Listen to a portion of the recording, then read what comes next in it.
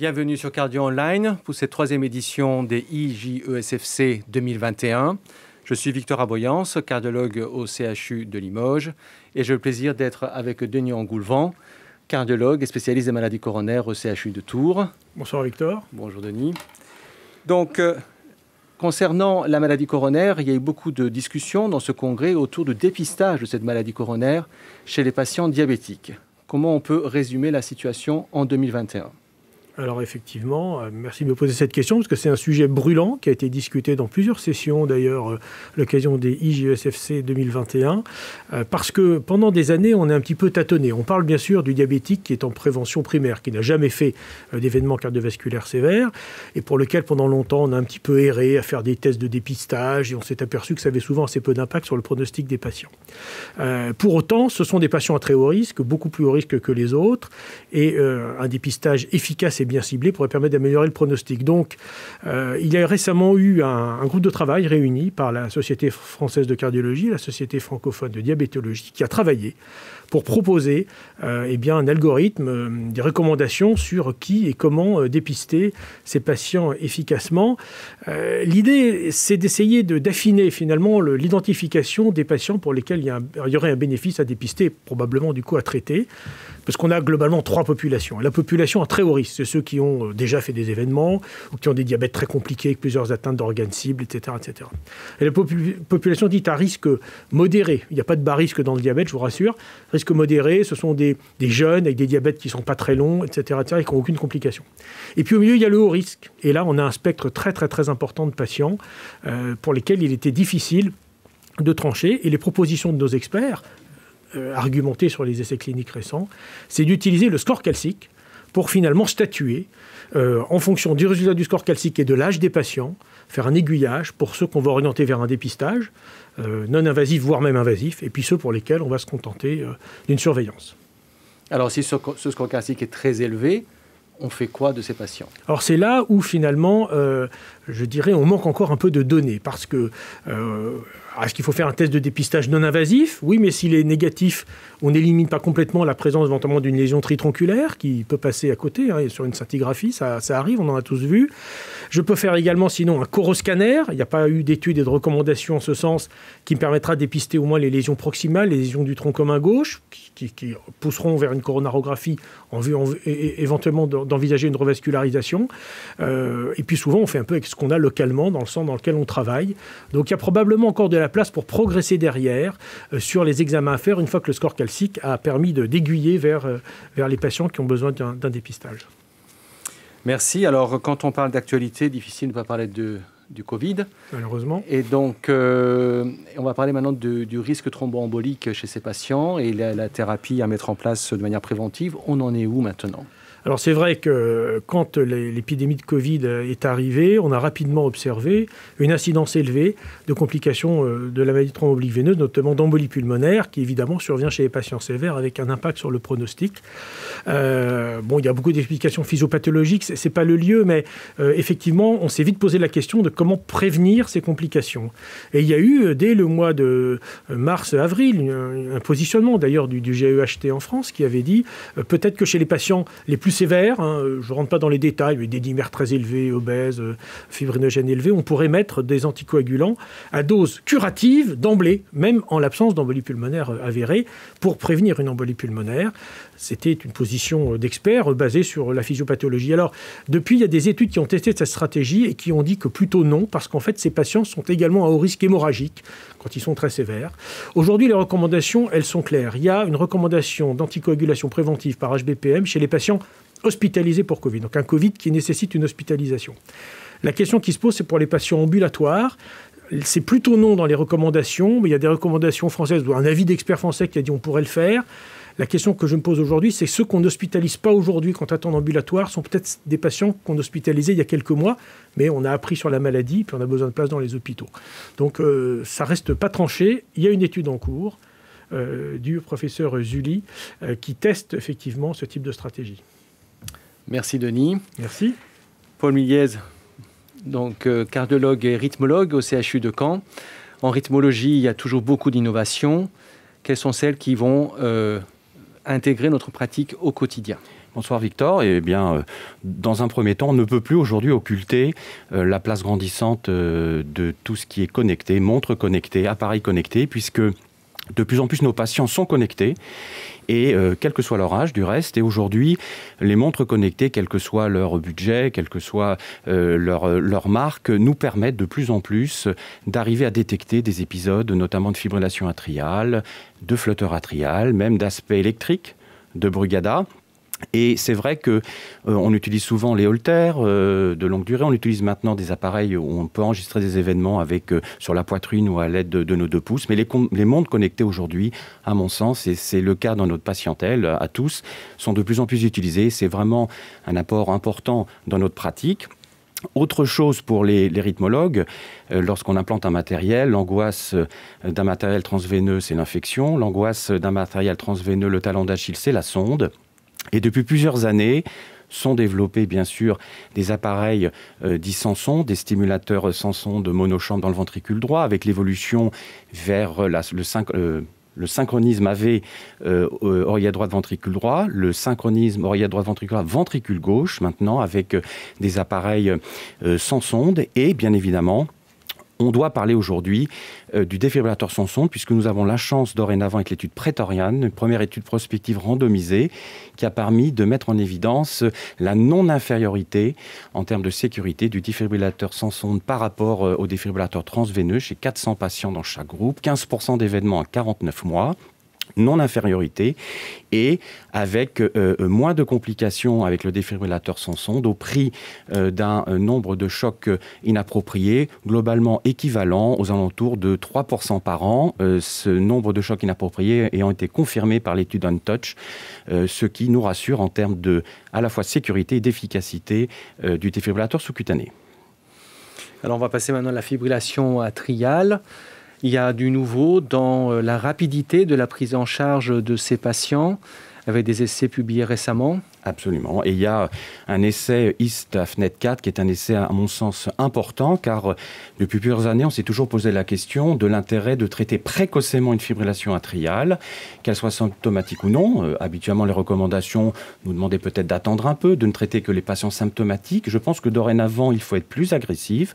Cette étude prospective, avec 1400 patients dans chaque groupe, des patients âgés 75 ans, et en fin d'accident vasculaire cérébral, ou plus 65 ans avec de nombreux facteurs de risque associés, a permis sur des fibrillations de moins de 12 mois, avec une randomisation en moyenne 36 jours après le diagnostic, d'analyser sur 5 ans de suivi un critère principal combiné de mortalité cardiovasculaire, d'AVC, d'aggravation de l'insuffisance cardiaque et de syndrome coronarien aigu ayant provoqué une hospitalisation. Et nous avons dans le groupe contrôle du rythme, qui intègre non seulement les antiarythmiques, mais également de l'ablation, puisque près de 20% des patients dans le groupe contrôle du rythme ont été ablatés à 2 ans, avec près de 85% des patients au rythme sinusal. Et bien au bout donc de 5 ans, 21% de réduction du critère principal composite, ce critère ayant été diminué très nettement grâce à la diminution de 35% du nombre d'accidents vasculaires cérébrales. Ce résultat est observé sans augmentation du nombre d'hospitalisations et sans signal négatif en termes de sécurité du bras contrôle du rythme par rapport au bras contrôle de fréquence. Donc je pense qu'en effet, le message de cette étude, c'est de traiter très précocement les patients symptomatiques ou asymptomatiques. Très précocement, mais il faut toujours respecter ce délai d'anticoagulation avant de... Absolument, c'est pour ça que la moyenne de randomisation était de 36 jours. Bien évidemment, les 2 patients, les 2 groupes étaient traités dans plus de 96% des cas par des anticoagulants préalablement après la décision de randomisation pour un groupe ou pour l'autre. Merci, c'est très clair. Alors, je passe maintenant à Pierre Sabouret, cardiologue à Paris et représentant du CNCF. Pierre, tu veux nous parler donc des traitements antithrombotiques après strabisme coronarien aigu. Manifestement, les idées changent. On voulait faire plus long, maintenant on veut faire plus court. Et qu'est-ce qu'on fait finalement ? Alors, plusieurs sessions ont été consacrées et sont consacrées pendant les JESFC à la stratégie antithrombotique optimale. Si on veut donner un message simple, c'est une stratégie à la carte qui va dépendre de plusieurs facteurs. Premièrement, la situation clinique, syndrome coronarien aigu versus angioplastie programmée. Deuxièmement, les caractéristiques anatomiques des patients, tritronculaire versus monotronculaire, multistenté sur les bifurcations, revascularisation incomplète. Et puis, les pathologies associées. Est-ce que ce sont des polyvasculaires auxquels vous êtes attaché, Victor? Est-ce que ce sont des patients qui ont une insuffisance rénale et quel est son degré? Est-ce que ce sont des patients qui ont des antécédents hémorragiques ou des récidives ischémiques? Et donc, en fonction de ça, il va falloir s'adapter. Donc, le cardiologue interventionnel, quand il y aura eu la revascularisation, va pouvoir donner des indications. Et ensuite, la première année, notamment, il va falloir s'adapter. Et plusieurs solutions sont maintenant à notre disposition, notamment ce qu'on appelle la désescalation. Donc, la désescalation, c'est qu'on diminue l'intensité du traitement antithrombotique. Plusieurs études l'ont évalué. Tropical et topic avec notre ami Thomas Cuisset, où on passe vers le clopidogrel alors qu'on était prasugrel, ticagrelor. La monothérapie par ticagrelor, Tico et puis Twilight. Et on a vu que c'était quand même intéressant pour des patients à haut risque hémorragique. Et puis avec le prasugrel en monothérapie, après une bithérapie courte, qu'on a vu avec Hosty. Donc vous voyez qu'on a un large choix. Et puis à l'inverse, chez les fameux patients polyvasculaires qui ont un risque hémorragique faible, on peut aussi ajouter le rivaroxaban 2,5 mg x 2 sur la base d'une belle étude randomisée avec un bénéfice sur la mortalité cardiovasculaire et la mortalité totale. Donc vous voyez qu'on a un large choix. Il va falloir s'adapter aux patients et qu'il n'y a pas une règle unique pour tous les patients coronariens. Alors malheureusement, ce choix est un peu plus réduit que ce qu'on devrait avoir en théorie, puisque rivaroxaban 2,5, on ne l'a pas. Clairement. Mais là où je retiens, c'est donc l'importance vraiment de la stratégie dictée par le coronagraphiste une fois qu'il a réalisé l'angioplastie, parce qu'il y a aussi des critères anatomiques, tu l'as évoqué. Et donc l'importance toujours de cette communication avec le cardiologue clinicien qui va suivre le patient. C'est pour ça qu'il y a aussi des courriers, notamment par des groupes français, pour avoir une bonne lettre de liaison et qu'on doit optimiser tout ça. Et aussi avoir aussi des cardiologues, moi qui ai un pied à l'hôpital et en ville, pour pouvoir voir les patients rapidement le premier mois, pour qu'il n'y ait pas d'arrêt intempestif des traitements et réexpliquer les traitements, puisque les délais d'hospitalisation sont très courts. Bien, et donc si on reste dans la prévention secondaire, là par contre, on a enfin la possibilité d'avoir recours aux anti-PCSK9 dans l'indication de prévention secondaire. Quand, comment, concrètement? Alors, les indications sont assez bien définies sur la base de deux études que vous connaissez parfaitement, qui sont à la fois Odyssey Outcomes, c'est du post-SCA, où on utilise l'alirocumab, post-SCA. Ils sont tous sous traitement intensif par statine. Il y avait très peu d'ézetimibe parce que l'étude Improve-It n'avait pas été encore connue, les résultats n'étaient pas encore connus au moment de cette étude, mais il faut toujours ajouter les étimibes avant d'envisager les PCSK9. Et puis l'étude Fourier. Et donc l'étude Fourier, c'est des patients en prévention secondaire de façon plus large, c'est-à-dire c'est des coronariens bien sûr, mais aussi des patients qui ont une artériopathie périphérique et des patients qui ont fait un AVC ischémique d'origine athérothrombotique. Ce que l'on voit, c'est que ces deux molécules sont très proches sur le plan biologique. Elles baissent de 60% le LDL cholestérol, elles sont bien tolérées toutes les deux, bonne safety. Et il n'y a pas de mauvais signal sur le LDL cholestérol bas. Parce que vous savez qu'il y avait des messages inquiétants sur les hémorragies, les AVC hémorragiques sur la base de registres, plusieurs registres. Mais quand on regarde dans ces études, sous PCSK9 plus statine à forte dose, plus les étimibes qu'on doit ajouter, eh bien, il n'y a pas de signal négatif avec un surcroît d'AVC hémorragique. Donc soyons rassurés, le LDL optimal, plus on est bas, plus on gagne sur le plan ischémique. Ça, il faut le rappeler. Donc, il faut que les médecins n'aient pas peur d'être en dessous de 0,55, les nouvelles recommandations 2019, sur la base de 3 études, Improve-It, Odyssey Outcomes et Fourier. Et donc, aucun signal négatif dans ces 3 études. Donc, ne diminuons pas les traitements quand ils sont entre 0,55 et 0,30. La question qui reste, c'est quel est le L optimal? Est-ce que c'est safe en dessous de 0,30? On n'a pas de réponse, puisque vous avez vu dans l'étude avec l'alirocumab, eh bien, en dessous de 0,15, on arrêtait le traitement par l'alirocumab pour des raisons de prudence. 2 mots, on parle aussi d'autres molécules dans ce congrès? Alors oui, bien sûr, c'est extrêmement intéressant. Ce sont des molécules qu'on n'a pas encore, mais j'espère qu'on les aura. C'est l'inclisiran. L'inclisiran, c'est de l'injectable, là encore. Un ARN messager inhibiteur, une injection tous les 6 mois. On baisse encore de 60% le LDL cholestérol. Efficacité biologique prouvée. Sécurité dans le poids prouvée. Sur les événements cliniques, on va attendre l'étude Orion 4, dont on aura les résultats en 2024. Et puis, si vraiment on veut se faire du mal, en France, on n'a toujours pas l'acide bempédoïque, qui inhibe l'ATP-liase, qui baisse le LDL cholestérol sur une voie compétitive des statines de l'ordre de 20%, qui est extrêmement prometteur chez les patients intolérants aux statines, en association avec les étimibes. C'est disponible UK, USA, à la fois en forme libre et en association. Donc on attend en France, parce qu'il n'est pas très cher. Donc on attend les vaccins, on les a un peu, mais on attend aussi l'acide bempédoïque. Merci Pierre, merci à tous les trois. Cette édition continue après un court jingle.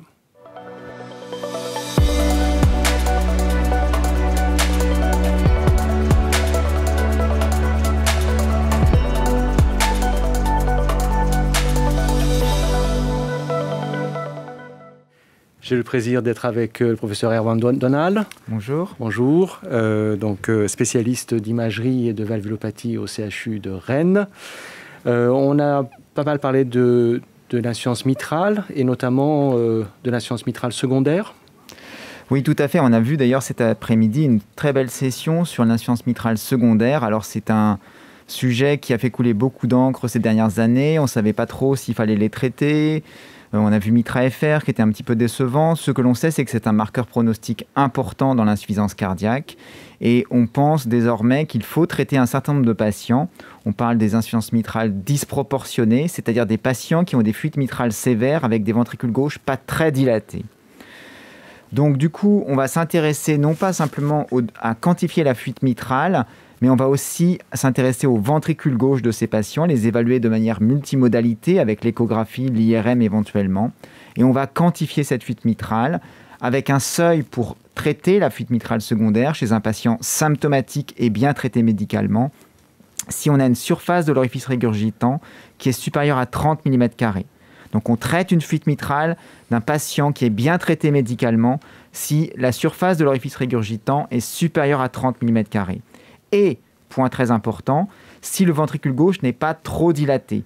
Avoir un diamètre télésystolique du ventricule gauche à 70 mm, c'est beaucoup trop. Il faut que le patient ait un ventricule gauche qui soit encore fait de myocytes, et donc il faut un volume télédiastolique indexé du ventricule gauche qui soit inférieur à 96 millilitres par mètre carré, et une fraction d'éjection qui soit au plus bas à 20%, mais idéalement entre 30 et 40%. Voilà. Et pour le traitement, ce n'est pas un traitement chirurgical pour la plupart des patients, c'est un traitement percutané, et actuellement le traitement qui est le plus utilisé de loin, c'est le clip. Merci. Alors concernant l'imagerie, on a eu aussi des recommandations européennes sur l'intérêt de l'imagerie dans le risque thromboembolique. Tout à fait. Donc, les accidents vasculaires cérébraux sont un enjeu. On en parle beaucoup pendant ce congrès. Et on a la chance d'avoir Ariel Cohen, notre président, qui a été le premier signataire des recommandations européennes de l'Association européenne d'imagerie cardiovasculaire sur le diagnostic du risque thromboembolique, l'évaluation du cœur gauche, de l'oreillette gauche, du ventricule gauche, mais aussi de l'aorte. Préalablement, on faisait essentiellement de l'échographie transthoracique, un peu transœsophagienne chez les patients les plus jeunes pour rechercher un foramen ovale perméable. On sait désormais qu'il faut être un peu plus agressif parfois et qu'il faut avoir recours à l'IRM ou au scanner pour mieux appréhender l'aorte, les troncs supra-aortiques. Et on sait aussi qu'on peut avoir recours aux nouvelles technologies de l'échographie tridimensionnelle pour mieux voir un auricule gauche qui sera plurilobé, pour éventuellement le fermer s'il y a une indication. Et de la même manière, on analysera plus finement l'anatomie du septum interatrial avec les échographies tridimensionnelles en mode transœsophagien. Donc maintenant, en post-AVC, est-ce qu'il y a encore la notion de l'âge pour le TO ou pas ? Alors, il y a encore la notion de l'âge pour la fermeture du foramen ovale perméable. Et donc, effectivement, on sera moins agressif pour les patients de plus de 65 ans. Néanmoins, ceci est amené à changer. Des protocoles sont en cours pour éventuellement traiter les foramen ovales perméables des patients plus âgés, mais c'est pour l'instant de la science-fiction. Merci beaucoup. Jérémy Fauconnier, chercheur CNRS et INSERM à l'Université de Montpellier et représentant également ici le groupe de réflexion de la recherche cardiovasculaire. Bonsoir. Bonsoir, Victor. Alors, on a beaucoup parlé d'inflammation durant ce congrès. Pour l'athérosclérose, pour le Covid, comment on peut résumer ça pour nous les cardiologues ? Alors effectivement, c'est une année pleine d'inflammation, j'ai envie de dire, avec la Covid et puis l'athérosclérose. Alors d'abord sur la Covid, on a tous entendu parler de cet orage cytokinique qui a des effets délétères chez les patients. Donc la recherche s'est beaucoup intéressée à la mise en place de ces processus. Et ça passe notamment par un emballement de ce qu'on va appeler l'immunité adaptative, c'est-à-dire ces lymphocytes qui se mettent en place lorsqu'on va avoir un pathogène qui va infecter les patients. avec notamment une sécrétion importante d'interférons gamma, enfin peu importe, mais tout un emballement de ce système-là avec une dysfonction endothéliale qui va se mettre en place. Et on parle notamment dans la recherche fondamentale ou translationnelle sur le SARS-CoV-2 d'une pathologie maintenant de l'endothélium sensu stricto, puisqu'on voit clairement que c'est vraiment l'endothélium qui est atteint par une inflammation. Au niveau de l'athérosclérose, c'est bien connu maintenant avec les études Lodoco2, Colcott et puis aussi l'étude Quantos un petit peu avant, que l'immunité innée, elle, quant à elle, était impliquée. Et plus récemment, eh bien, on a des données, des travaux qui semblent montrer également que l'immunité adaptative, encore une fois, c'est lymphocyte T, jouait un rôle dans l'aggravation et dans le développement des événements majeurs cardiovasculaires liés à l'athérosclérose. Donc c'est clairement cette année une année sous le signe de l'inflammation dans la recherche cardiovasculaire française et francophone. Merci. Et dans la recherche française, on peut aussi dire qu'en 2020, la recherche française a été honorée par le prix Nobel d'Emmanuel Charpentier. Est-ce qu'on peut résumer en 3 minutes quel était ce point de recherche et en quoi ça a un retentissement clinique pour nous? Effectivement, pour la recherche même générale, au-delà de la recherche cardiovasculaire, le prix Nobel de chimie d'Emmanuel Charpentier est une avancée majeure puisqu'elle a développé ce qu'on va appeler un ciseau moléculaire. Alors, très brièvement, il s'agit d'un complexe protéique qui était chez la bactérie, qui a pour fonction de dégrader l'ADN et notamment l'ADN viral. C'est-à-dire que lorsqu'on va avoir une bactérie qui va être infectée par un virus, elle va découper cet ADN et c'est un système de défense. Elle a utilisé cette technique-là pour pouvoir l'adapter aux eucaryotes et à toutes les cellules eucaryotes qui composent notre corps principalement, et pour pouvoir découper l'ADN à des endroits extrêmement précis. Et donc, du coup, on va pouvoir maintenant, on utilise cette technique-là dans la recherche cardiovasculaire et puis dans la recherche translationnelle pour bien modifier le génome de cellules. Alors, on prend des cellules de patients qu'on dérive en cardiomyocytes ou en cellules vasculaires, et à partir de là, on va pouvoir modifier leur génome, ce qui va ouvrir la porte à ce qu'on va appeler la médecine personnalisée, puisqu'à partir de ces cellules-là, dont on aura modifié le génome, nous allons pouvoir tester très spécifiquement des composés, des molécules, et déterminer dans la boîte les réponses bénéfiques ou délétères que peuvent avoir les différents composés. Donc, c'est une vraie avancée pour la recherche, même pour la recherche en général, dans la biotechnologie. Et on a des pathologies cardiovasculaires qui actuellement sont plus ou moins testées sur ce sujet Alors, dans la médecine personnalisée, on peut prendre par exemple les tachycardies ventriculaires polymorphes catécholaminergiques, les CPVT. On a des mutations du récepteur de l'arianodine, par exemple. On a les cardiomyopathies héréditaires ou congénitales. Je pense notamment aux atteintes cardiaques de la myopathie de Duchenne, par exemple, qui peuvent aussi être testées avec cette approche-là. On va pouvoir remodifier, changer le génome, réparer et tester après des molécules et autres composés. Merci beaucoup. Et maintenant, je passe la parole à Franck Albert, cardiologue à Chartres, président du CNCH. Le CNCH qui a eu une très belle session autour du risque coronaire chez le patient diabétique et l'approche pharmacologique. Comment on peut résumer ce qui avait été présenté? Bonsoir Victor, oui, c'était une belle session, assez phare en fait, et on sait que le diabète c'est un enjeu majeur pour nous les cardiologues, qu'on a maintenant beaucoup plus de diabétiques dans nos cath labs ou même en consultation, et donc après avoir stratifié le risque, on a maintenant des thérapeutiques médicamenteuses sur lesquelles il va falloir être plus agressif qu'auparavant. Donc il y a 3 axes de traitement. Le premier axe c'est donc lutter et baisser le LDL cholestérol et probablement aussi les triglycérides, et pour ça finalement il y a 3 niveaux de risque. Chez les risques modérés diabétiques, le cible sera un LDL inférieur à 1 g par litre, l'objectif. Le haut risque diabétique, le LDL devra être inférieur à 0,7 g par litre. Et chez le très haut risque diabétique, souvent avec un atteinte cible, le LDL devra être inférieur à 0,55 g par litre. Donc, comme vous le voyez, il n'y a pas de faible risque chez le diabétique. On a pour ça des molécules efficaces, les statines, on ne va pas y revenir, avec souvent des fortes doses. On va associer facilement les éthymides pour atteindre les objectifs. Et si on n'y arrive pas maintenant, on a le droit aussi de prescrire les inhibiteurs des PCSK9, l'alirocumab ou l'évolucumab, avec les études Fourier ou Outcome. Et puis une demande d'autorisation maintenant préalable qui nous permettra de les prescrire. Donc c'est vraiment une avancée importante et il faut atteindre les objectifs. Un point qu'a souligné Gabriel Steck, c'est les triglycérides. On sait que les diabétiques ont souvent une élévation des triglycérides avec des HDL bas. On ne sait jamais quel est l'œuf et la poule, mais finalement, c'est plus l'élévation des triglycérides supérieure à 1,50 g qu'il va falloir s'attacher. Et on a des études actuellement, avec l'étude Reducit, qui montre que lorsqu'on utilise 4 grammes de PA, notamment les huiles de poisson, malgré le régime, bien entendu, parce que pour faire baisser les triglycérides, il faut mettre les gens d'abord au régime, mais les huiles de poisson auront probablement un effet favorable. Et il y a des études aussi sur une nouvelle fibrate, avec le pémafibrate dans l'avenir. Le deuxième cible thérapeutique, c'est les antithrombotiques. Alors, on va séparer la prévention primaire et la prévention secondaire. L'aspirine en prévention primaire chez le diabétique n'a pas sa place actuellement. Les recommandations ont été confortées par les essais actuellement en 2020. Et donc, on ne prescrit pas systématiquement de l'aspirine parce que même si ça diminue le risque de messe ischémique de l'ordre de 12 à 20%, ça augmente le risque hémorragique de 30%. Donc, l'aspirine fait saigner.